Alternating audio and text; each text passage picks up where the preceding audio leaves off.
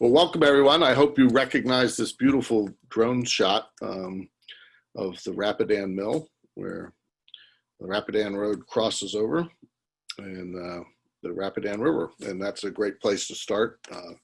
We're so excited to be digging into the details of the work we've been doing in the counties that are a big part of this watershed, and very much appreciate you taking the time to sit with us and go through some of that and give us your feedback. My name is Chris Miller. I'm president of PEC.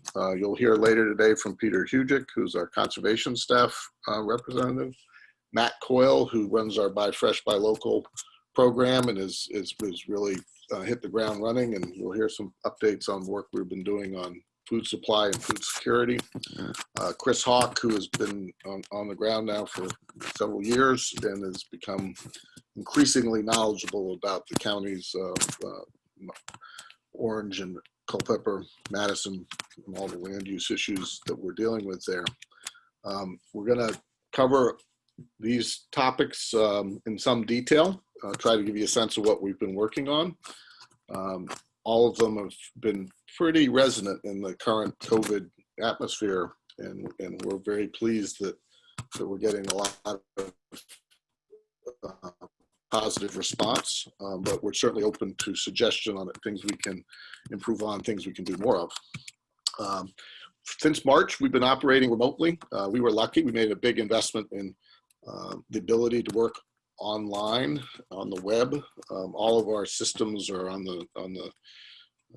the cloud, and all of our staff have laptops and connectivity to a certain degree, although some of those who live in rural areas struggle with the same issues of broadband that are characteristic of rural Virginia. But we've been operating at full volume since March, and we're doing our best to keep going at full speed, because it turns out there's a big need for the programs that we have in place. Focus has been on food systems and food security, on planning and for open space public access. Never has there been a greater need for distributed parks and trails and greenways that people can actually use, because this is the one activity that's been permitted and encouraged by public health officials. So that network of places is so important. We've been tracking the devolving rules on local and state decision making and citizen participation. It's taken a lot of effort to figure out how to enable and encourage public participation. And so, not surprisingly, I guess in retrospect, but the time that people have spent at home at their favorite places, the places they feel safe, has meant that we've actually seen a surge in interest in conservation and restoration. So we're really working hard to meet the demand for one-on-one conversations about conservation and restoration opportunities, using both public finance programs and actually what people can do themselves. So that's been very exciting, very encouraging. And all of these combined have really helped demonstrate the responsiveness of PEC to community needs and individual needs in a time of crisis. So we're quite encouraged that we can be a useful part of the community. So, work's ongoing. We've just sent out a mailing to all the landowners who haven't yet participated in conservation and restoration. There's a few left. Our practice of relentless incrementalism continues with this combination of snail mail, mailings, social media outreach, encouraging people to participate in webinars, and then individual landowner meetings. We've already had 34 landowners approach us about easements on almost 12,000 acres this year. So we're very encouraged that this could be a great year for the Piedmont. As you know, we track this as an ongoing thing. We work with a lot of partners, so this is the collective effort of public and private conservation organizations over the last 50 years, and the map is encouraging. We're up to 421,000 acres of easements in the 9-county region. They're increasingly connected and filling in places that have been identified as priority areas by both our assessment of data and increasingly by the federal and state agencies, and Conserve Virginia 2.0, which which is a project of the Northam administration, is really confirming a lot of the prioritization that we've put in place over the years.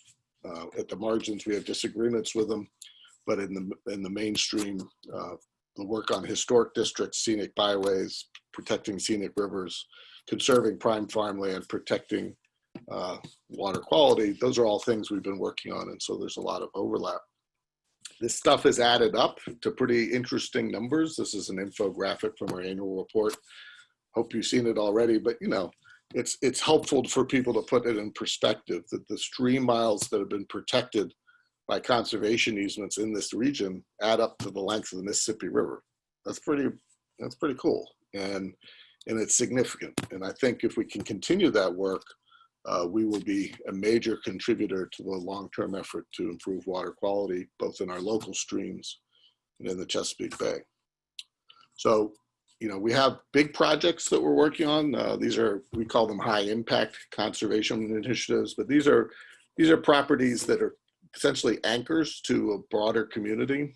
Places like Oak Hill, which is the plantation of James Monroe, Fleetwood Farm, 2,500 acres, but also Madison Farm in Culpeper, which is a holding and agricultural part of the county by one of the families emancipated from Montpelier before the Civil War. It's been retained in the same family ownership since, and it will be a major priority of not only PEC, but of the National Resource Conservation Service, which is administering the Farm Bill resources to protect critical farm properties. And that Peter will give you a lot more detail on that, but it's a big range of projects. All of them are anchors in their communities for different reasons. Fleetwood Farm's one we've got a lot of focus on because it has the opportunity to add to a collection of public ownership lands around Sky Meadow State Park, 90 minutes with travel time for about 5 million people in Northern Virginia, the rest of the state. So we're working hard on this issue of public access at different scales, and this is one where we can potentially add a huge network of trails and experiences for people in a proximity to a large population that's looking for those opportunities. At the smaller scale, and again, Peter will tell you about this in more detail, is a property in Gordonsville that's less than an acre, but creates a very important area of connectivity within the town of Gordonsville. And as part of their strategic plan for increasing the role of the town as a center for town-to-town tourism. All of this is wrapping up into our Blue Ridge to the Bay initiative, focusing on land conservation and restoration in the upper Rappahannock watershed. We've got a wonderful story map that we hope you'll watch at your convenience. It's on our website. It has a lot of links and specific sort of call-out boxes about specific programs and initiatives that are part of this. But the general proposition is that the Rapidan and the Rappahannock together represent one of the greatest conservation opportunities in Virginia because it is so intact, mostly in private ownership, but with its headwaters in the Shenandoah National Park and state agency lands, and wildlife management areas coming out of the park, transitioning into fertile farmland that's very productive still and worth protecting, and then descending to where it becomes the public drinking water supply for the growth areas around Fredericksburg. That story, that narrative of the public benefits is critical to sustaining the support at the state level, particularly for the conservation programs and policies that make all this work possible. And so I hope you take time to, over the next week or so, take a look at that story map on our website, and the link is provided for you on this slide. So with that, we're gonna shift gears and dig into the details of what goes into all of this. And these are just some snapshots from that larger map. And I'll have the staff really let you know about how all those pieces come together. So I'm going to turn it over to Peter Hugick, who's now been with PEC for, what is it, 8 years, Peter? Close to that? Seven, okay. So he's working on your 8th year, and has done amazing things over that time, and is going to give you an update on all the conservation projects we're working on in these 3 counties.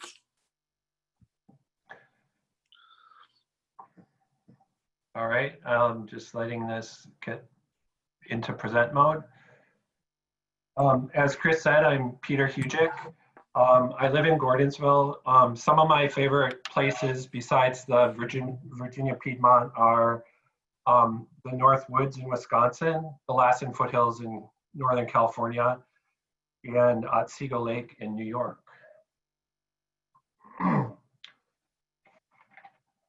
Thanks to you, PEC has been able to conserve significant blocks of farmland throughout the Piedmont. Farmland is in our DNA. In Orange County, over 17% of the land base is conserved in easements, and over 18% is conserved when public land is factored in. We've had some big wins in the last few years. Waverly, Glen Mary, Montebello, and just last year, over 1,000 acres at Montpelier. In Madison County, 8% of the land base is conserved with conservation easements, but that number jumps up to 27% when you include Shenandoah National Park and the Rapidan Wildlife Management Area and other public lands. We continue to conserve farmland are in deploying new tools to accelerate the pace. More on that later. But now I'd like to pivot and focus on our efforts to develop public access, which are especially timely and relevant during the COVID situation. 6 months ago, before COVID was even on our radar, we worked with the National Park Service, Trout Unlimited, and other partners to replace the stream crossing at White Oak Canyon in Madison County, one of the most popular trailheads in Shenandoah National Park. This was part of a larger effort initiated several years ago when we cataloged and assessed stream crossings in our geography and ranked priorities for replacement and removal. We engaged in this project to remove barriers to fish passage, especially the native brook trout, and to improve public access. Old concrete embedded culverts inhibit fish passage as they act like dams, accumulating sediment and cobble and altering the stream bed. The old crossing at White Oak also made public access challenging as it would often flood during high flow events. We replaced the culverts with a steel frame bridge and reconnected over 5 miles of in-stream habitat.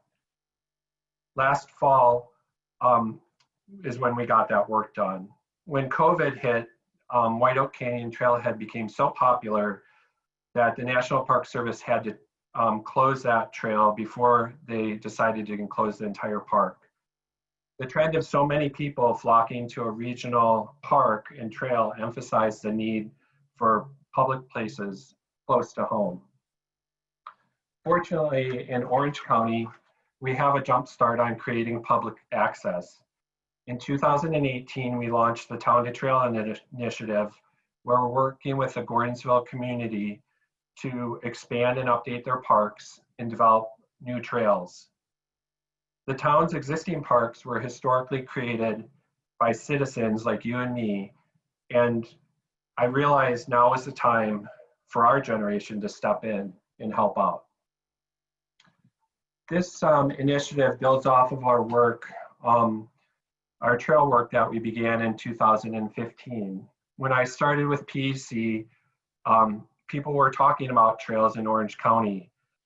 Kat Imhoff, Dan Gregg, and I got together, and we wanted to demonstrate that trails could be developed and benefit the community. Together, we developed the trail network that connects Montpelier and Growland, which is close to 15 miles now. The trail was opened in 2015 and quickly became popular. The following year, the McAuliffe administration designated it as a Virginia treasure, a special designation as an outstanding recreational site. And the First Lady presented the award. Inspired by a concept plan developed by the University of Virginia School of Architecture, we began working with the town of Gordonsville to acquire additional parcels for park space in town.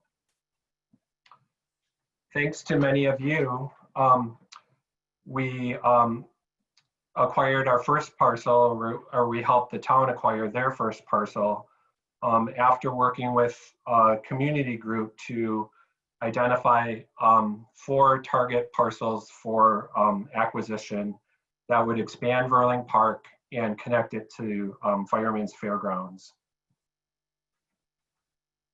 Last year, again, with your support, PEC acquired a second parcel, a vacant lot across the street from Fireman's Fairgrounds. And then early this year, the town bought another parcel that had been used as park space, but was actually owned by CSX. Now we have the 4th and final target parcel under contract. When COVID hit, we secured full funding for the acquisition of this last parcel. And we're now in a due diligence study period. And if all goes well, we'll close in mid-September. We are nearing the end of the acquisition phase for developing this park network. The resulting greenway will encompass 10 acres in the middle of town, just off Main Street, that can accommodate a mile of walking paths. We've also been working to assess, with landowners to assess the feasibility of developing a shared use trail across privately conserved land between Gordonsville and Montpelier. During COVID, we received another unsolicited donation to assess the same between Montpelier and the town of Orange. Many communities are using park and trail projects like this as an economic development strategy to foster a green economy tied to their land base and attract residents and visitors that appreciate conserved open spaces. You can see the park network in the foreground, and then on the nearby ridge on the horizon is where the trail would run if all goes well. I'm going to pivot back to rural open spaces and talk about our farmland protection efforts. The American Farmland Trust recently released a report that unfortunately shows threats to farmland remain intense and across the country. From 2001 to 2016, 2,000 acres of farmland were lost per day across the country. As our bumper sticker says, farmland lost is farmland lost forever. One of the things we've been working on is how to accelerate the pace of conservation in the upper Rappahannock Basin, an underconserved area compared to the rest of our service area. You can see Culpeper and kind of the tan colored gap here, and then the ring of all the conserved properties around it. We realized that purchasing easements had potential to secure more land in this area because many of these farmers are commodity scale farmers in need a stronger financial incentive than provided by tax benefits. The Natural Resources Conservation Service has what's called an agricultural land easement program that pays up to 75% of the value of a conservation easement, with federal funding covering 50% and private and/or state funding covering 25%. In the past 10 to 15 years, we have completed a handful of these projects, but bringing this project to scale is challenging because of the limited funding allocations to Virginia. While Virginia is one of the top ag producers in the country, our share of federal funding for farmland protection is near the bottom of the list. One of the ways to attract more federal funding is to demonstrate need by submitting more projects. So a couple years ago, we made a concerted effort to develop more agricultural land easement projects, or AL projects for short. In 2018, under our renewed effort, we closed on the 382-acre Glen Mary farm at the base of Clark Mountain that connected the top of the mountain to the Rapidan River with conserved land. This was a great project to launch a renewed effort at purchasing farmland easements because the owner, the Nixon family, had recently been named Virginia Farmer of the Year and was well respected in the community. The Nixon family run a diversified operation with beef, poultry, and crop production and lease several thousand acres in the area. And last year, we received full federal and state funding for the 348-acre Madison farm in Culpeper County that Chris mentioned. The Madison project will be the largest African-American owned farm ever protected under this program in the country. And it's another project relevant to the issues that our country is struggling with. In spring, when COVID hit, we submitted 2 more ALE applications. If funded, they will conserve over 1,000 acres of farmland in Madison and Orange counties. One farm is located in Somerset along the Blue Ridge Turnpike, and the other one near Oak Park. Fortunately, we have numerous prospects throughout the watershed that we're working to advance, demonstrate need, and attract more federal funding. Where we teamed up with the Friends of the Rappahannock and the Soil and Water Conservation District to develop 60 acres of streamside buffers, about 30 acres of which we planted with native trees and shrubs over the past few years. Implementing streamside buffers and other best management practices are required in conservation easements. However, often farmers like the Goodalls first become interested in best management practices and then later decide to secure their farm with a conservation easement. Cost share programs for implementing best management practices average $50,000 to $100,000 per project. So when you consider all the projects being implemented throughout the region, you can see how these projects collectively have a positive impact on the rural economy. In the past couple of years, as Chris mentioned, we geared up to launch the Rappahannock-Rapidan Conservation Partnership. Last year, we hired Maggie Bloomstrom to coordinate the efforts, and we're working with multiple partners to figure out how best to leverage limited resources and make a landscape scale impact. We are very excited to be working together to advance community-based landscape scale conservation. And now switching gears, as we all know, conserved farms are essential for local food production. And I'm going to turn this over to Matt Coyle, who will provide an update on our local food efforts. Thank you, Peter. Let me share my screen.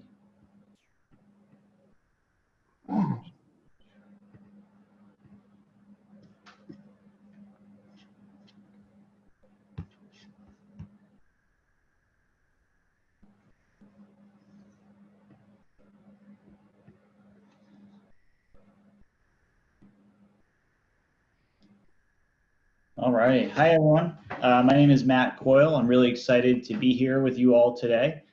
I joined the Piedmont Environmental Council 4 months ago on March 4th as an outreach assistant and the Buy Fresh, Buy Local coordinator.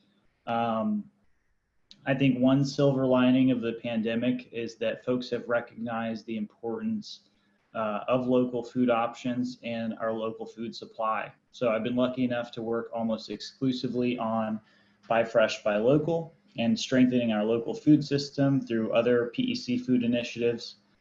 Before PEC, I started my own online business that sold for local farmers and producers online, delivering their products directly to our customers' door. And we delivered as far north as Baltimore and as far south as Charlottesville.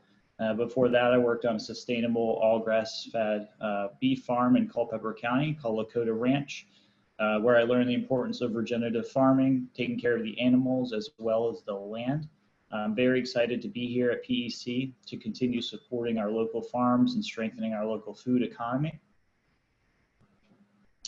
Since 2006, PEC has been leading the way in local food for Virginia, sending out a print guide every year to all 3 of our chapters, to over 90,000 homes, and supporting our local farmers in that way.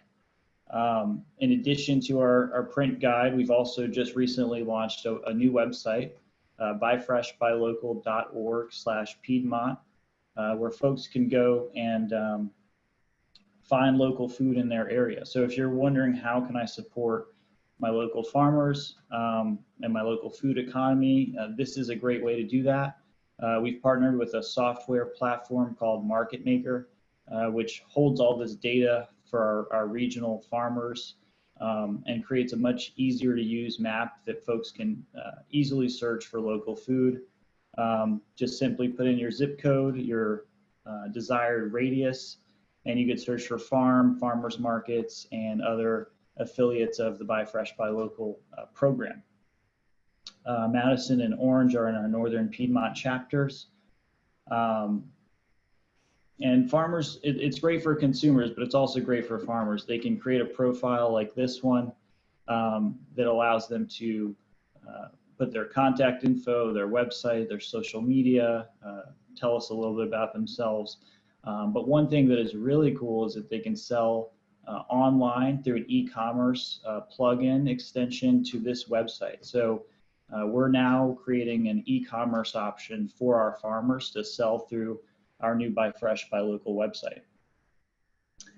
This is a long-term strategy that PEC has been working on and continues to work on to support our local farmers in the region and help local consumers find local food. But there's still more to do, and we look forward to continuing our efforts in Buy Fresh, Buy Local to help build a sustainable local food market here in the Piedmont. So while Buy Fresh, Buy Local will continue to strengthen our local food system for the long term, we have also been working on a short-term goal to help our local dairy farmers who have been hit the hardest during this pandemic and provide much needed fresh milk to our food banks, milk that otherwise would go to our school systems if they were open. Our local dairy farmers sell about 30 to 40% of their milk to the school system. So they were hit very hard during the pandemic with the schools being closed. This helps them create another outlet in the short term that they might not otherwise have, possibly having to dump and waste their milk.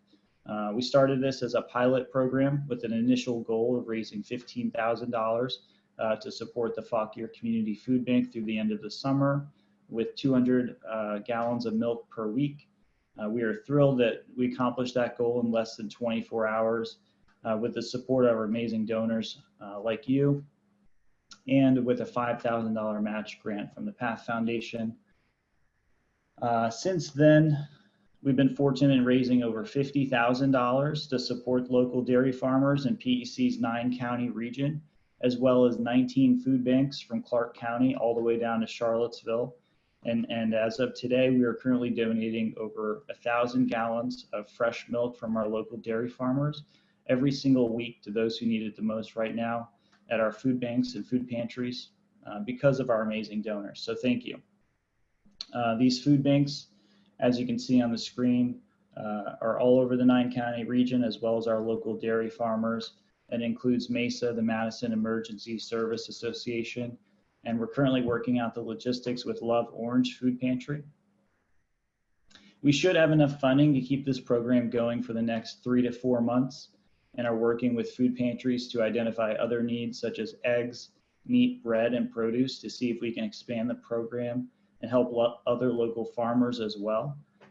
We're actually starting another pilot project at the beginning of July where we'll be buying local beef from local beef farmers and donating that to the Fauquier Community Food Bank. We hope to gain interest from other local beef farmers in the region, and with their subsidizing of the cost, buy that beef and donate it to the local food banks in their county, in their respective county. This is by no means a long-term solution, but it is something we can do right now to help those who otherwise wouldn't have access to these staple food items, and also our local farmers who might be struggling.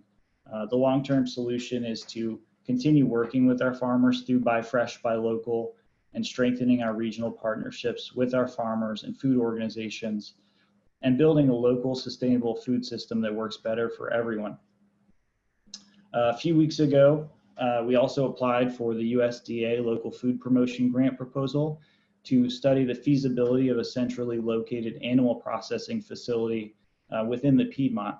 This is in partnership with the American Farmland Trust. We've recognized the disruption in our food supply chain and how hard it is for our animal farmers to reserve slots and appointments to get their animals processed. Sometimes it can take up to a year before you can get your animals processed and onto the market. So we're studying, we know that there's a need for a centrally located facility like this one. We're studying the feasibility of it, how we can build it, how we can fund it. And hopefully it'll be a great resource for our local beef farmers and other animal farmers who might be waiting months or even up to a year for an appointment to get their animal processed, or driving across the state or across state lines. We hope to also help with marketing. There's been an idea of creating like an Omaha Steaks brand of the Piedmont beef. So it's really exciting. We're working on a lot of great things right now. We hope to continue this solution for our beef farmers and other animal farmers in the years to come. And lastly, we're working with grocery stores. We're trying to ensure that they support our local farmers and that our farmers can have another outlet to sell their products in our communities. Our discussions are ongoing and have led to the ideas of showcasing local farm products in the front of the store in a kiosk and helping our farmers market their products better. We hope to continue these discussions and get our local farmers into our local grocery stores. We couldn't have done anything like this without the support of our amazing donors. So thank you. And with that, I'll turn it over to my colleague, Chris Hawk.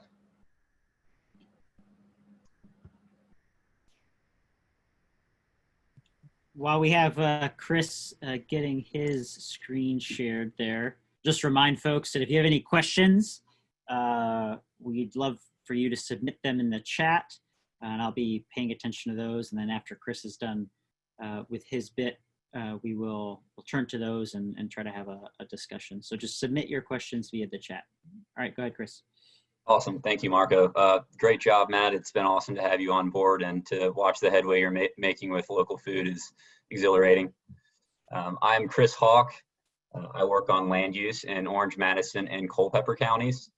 I am yet but a single person that is working on the success of our community's predecessors. My job is to follow local land use, attending and researching any pertinent government meetings, to keep a watchful eye on government planning and policies. When important topics come to light, it is my job to update residents such as you all on what is happening so that you don't have to attend every meeting. I remind you that you are the policymakers. You're the drivers of the community. Without your public involvement, change will ignore my singularity. I love being involved with you and enjoy keeping you informed on local land use issues. I get to wake up each day knowing that my job is to protect and promote the natural and historic resources in our gorgeous community.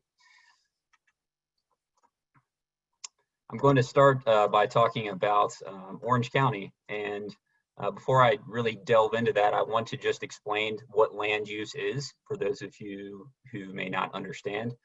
Land use is really how we plan for the future. It involves citizen input and government implementation to follow through with the county's desired growth plans and the protection of the rural areas. Land use and conservation rely upon one another to delineate the urban and rural landscapes of our communities. Land use relies on the comprehensive plan developed by the community and the government as a guiding document, and it is governed legislatively by zoning ordinances. Here I have for you a picture, like Peter Hugic showed you before, of the land use and conservation schematics in Orange County. And I wanted to start off with this map to show that, you know, the conservation shown in green here is not by accident. It is planned for, and PEC follows very closely the comprehensive plan while we search for conservation easements and talk with our community members. And I want to just thank everyone on this call for your dedication to understanding the importance of conserving our lands. Switching from the conservation map to the comprehensive plan's recommended use map, land use map for Orange County, it's not an accident that the green, both the light and dark green in this map, take up an overwhelming majority. These areas hold the agricultural and forested lands for our county, which are, like other localities and municipalities in Virginia, the top producers for our economies. The smaller blurbs that you see in this map here, the pink and the red and white striped, are the higher developed areas where a majority of the community lives in Orange County, shown by this map. So you would expect to see density in those higher areas, and that is what we are able to see between those two maps.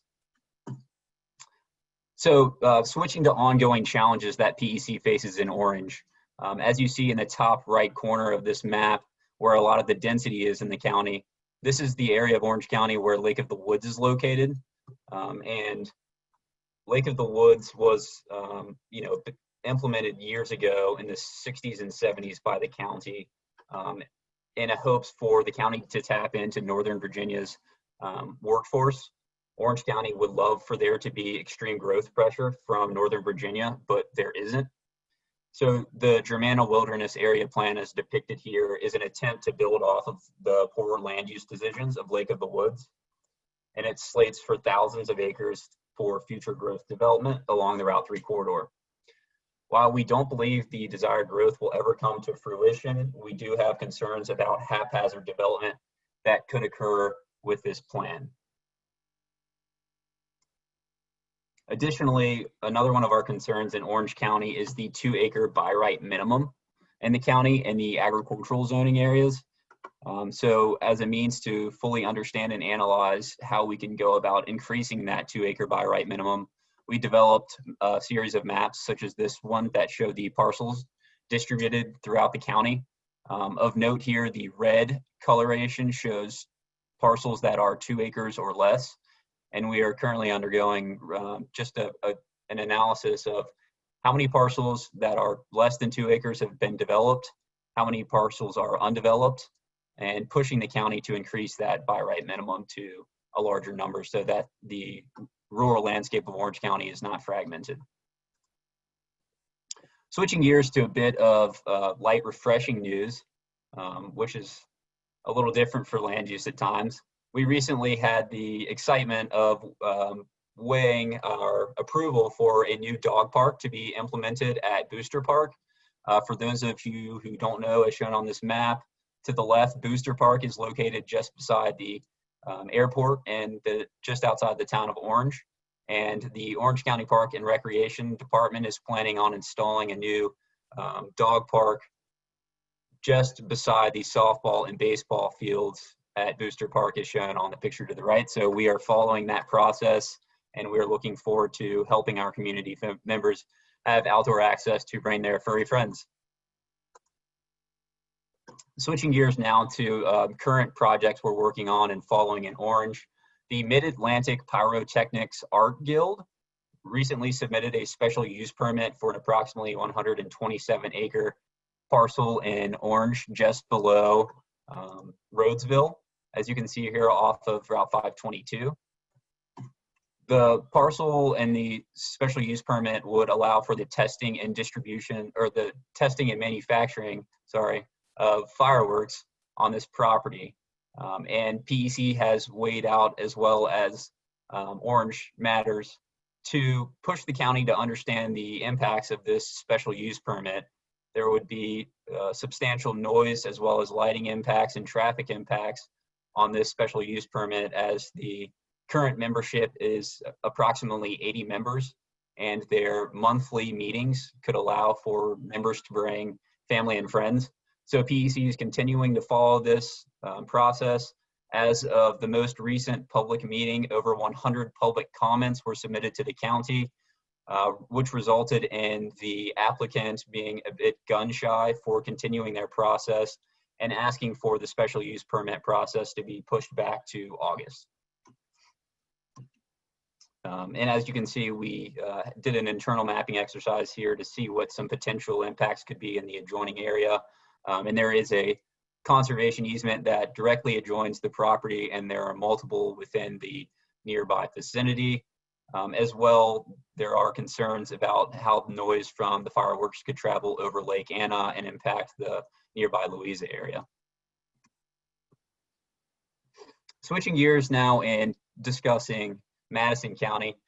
As you can see here, Madison, much like Orange, is covered in conservation easements, and that is by thoughtful and precise planning and a lot of work on both the public and private sectors and citizens such as you all.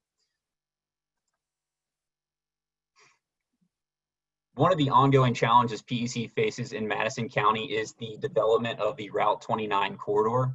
As you can see here in a map pulled from the comprehensive plan, the area in yellow here is showing the growth area that the county foresees along the Route 29 corridor. And PEC is concerned that without a watchful eye and a good understanding by the elected officials, there can be a lot of sprawl from this area, because we're seeing a lot of businesses attempt to target areas that are outside of the town limits. PEC would much rather see growth in this area occur in an already built environment and stay close and central to the town of Madison.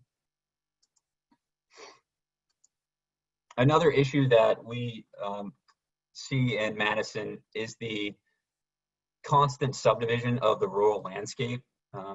The by right minimum in the agricultural area in Madison is 3 acres, and a property owner can subdivide their property 4 times in a 10-year period.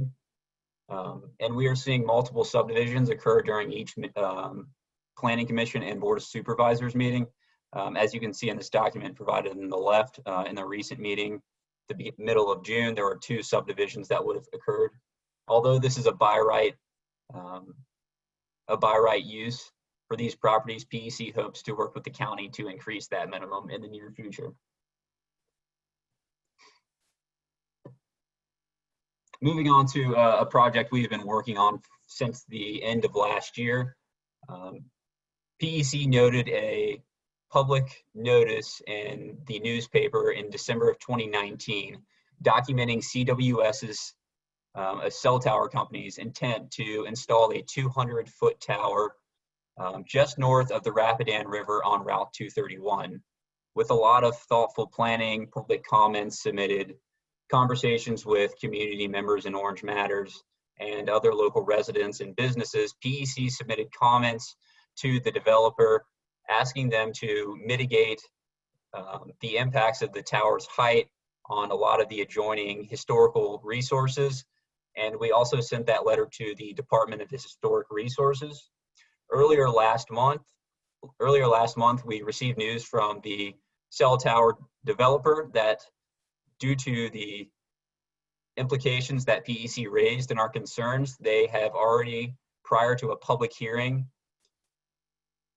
they have already suggested and more or less stated that they will reduce the tower's height from 199 feet to 175 feet, as well as utilize a monopole tower structure and potentially paint the tower. So although this is an improvement, PEC will continue to work with both the developer and the Department of Historic Resources to lower the tower so that it does not impact the view sheds of this gorgeous area.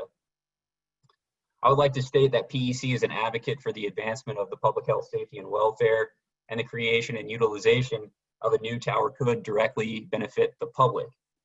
The proposed tower could raise communication connectivity in the rural area and provide benefits to farmers, citizens, businesses, and tourists.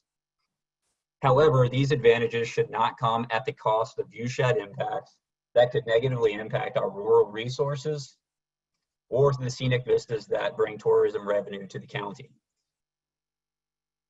Our state government, for example, has agreed that this area is of statewide importance, designating Route 231 as a state listed scenic byway as well as a large portion of the journey through hallowed ground along Route 231.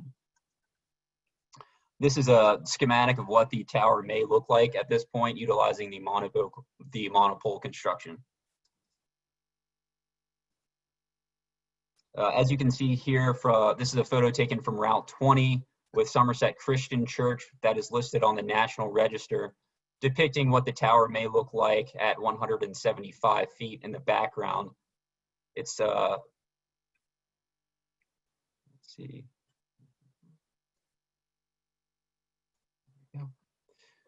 Switching gears to the Rural Resort Ordinance in Madison. It was created in spring of 2019 to allow for multi-use agritourism and overnight accommodations on at least 100 acres in the agricultural zoning district.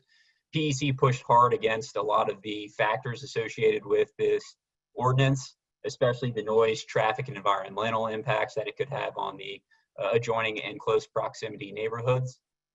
Due to a lack of applications, the Board of Supervisors amended this ordinance in the winter of 2020 to allow for a huge reduction of required acres from 100 to 10 acres in both the agricultural and conservation zoning districts. Again, PEC pushed against this heavily. The protection of the rural area is extremely important to us, and we see this ordinance as being one that needs to be sited on as much land as possible. On that note, in May of 2020, Cristallis LLC submitted a rural resort application for Crescere Rural Resort, located along Route 231 as well, adjoining the Rapidan River. It was, like I said, submitted in May of 2020. They held the first work session for this in mid-June, and they are currently planning to hold their first and only joint public hearing on July the 1st. That whole process would only be a 45-day turnaround from the time that the application was submitted to the time that the county would vote and potentially approve the application. For this reason, PEC has submitted comments asking the Board of Supervisors to not only deny this application, but to postpone the public hearing so that the community has a chance to not only research the application fully, but to speak out against the project. As you can see, there are a lot of resources in the nearby area. The project is depicted here in the neon green. There are numerous conservation easements in the nearby area, as well as the town of Orange, Route 231, and the Somerset community.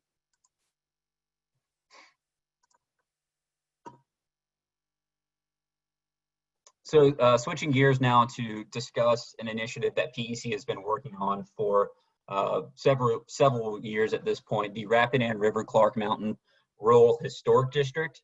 This is a 40,000 plus acre historic district that encompasses land in Orange, Madison, and Culpeper counties. It has an extremely high concentration of 19th century resources. PEC initially had this project funded in 2015, and we completed the preliminary information form for the National Register in 2017. The State Review Board, shortly after the submission, accepted the application, making the historic district eligible for the National Register, which was a huge win. The next steps in this project are the full nomination, which we plan on submitting to the National Register in the summer of 2021. We have been working on intensive surveys of nearly 900 intact sites over the past few years, and our consultants plan to get back to work in the next month or so. Unfortunately, the COVID-19 situation pushed back the public hearings that we had hoped to schedule, but we plan on holding 2 in the near future. I would like to state that the historic district does not infringe on property rights, but it does protect from utilities eminent domain. It protects from Dominion, Rappahannock-Rapidan being able to bush hog through our rural landscapes without having any historic review that is significant. How can you speed up this process? If our consultants, Fairfield Foundation, reach out to you and ask for permission to survey your property, please give them access. And if you have any questions or concerns, don't hesitate to reach out to us and verify that they are legitimate.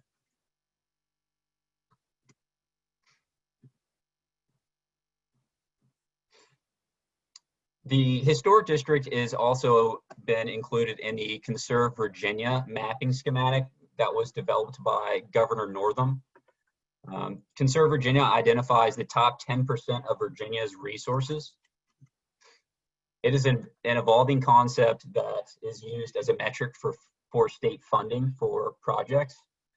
It's not a policy that anyone asked for, but it was an executive privilege of Governor Northam and his administration.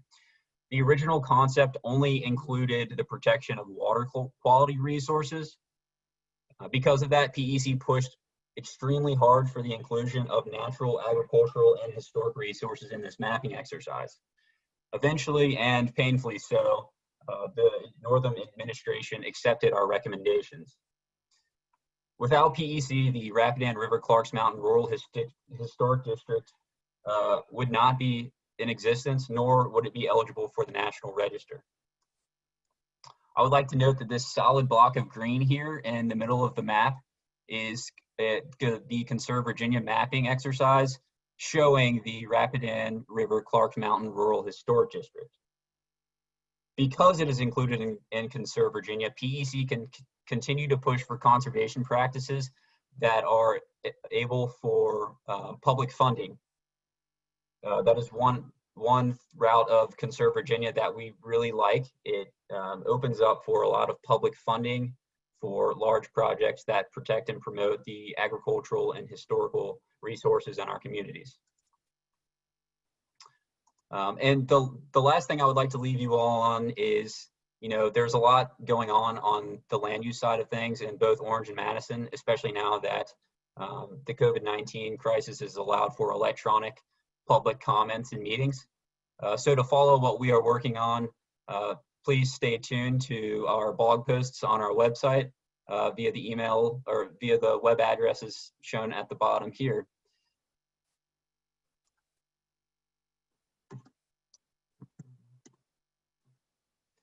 So in closing, I would just like to say that PEC deeply appreciates the support of all of you at public meetings. Democracy requires us to participate. So please invite your friends and family and neighbors to the party. Bring a PEC member and give our community a louder voice during meetings. Thank you so much for listening to our presentation today. We cannot pursue or protect the resources of the Piedmont without each and every one of you. We would like to hear from you all, so please use the remaining time today to ask us any questions after a few words from Chris Miller.